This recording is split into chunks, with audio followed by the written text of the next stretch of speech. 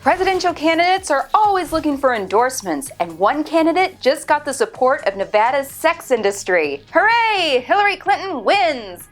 Hey there, it's Keri Lumm with Buzz 60 and talk about girl power. Hookers for Hillary are the women of the famous Moonlight Bunny Ranch in Carson City, Nevada, run by Dennis Hoff. He tells the Huffington Post that, quote, "I want the girls to be a part of the political process." You know, I wonder if that's the same thing Bill said to Hillary when she decided to run. One of the reasons these hookers are for Hillary is because of foreign policy experience. President Hillary Clinton would also avoid a repeat of the Secret Service's Colombian prostitution scandal by making sure that her detail buys American. Well, Nevadan, it's not really legal anywhere else in America, but I get your point. It's also a great time to get a deal on services. Caressa Kisses says that if her customers say they are caucusing for Hillary, she will give them a free lunch or 30 minutes to use however you like.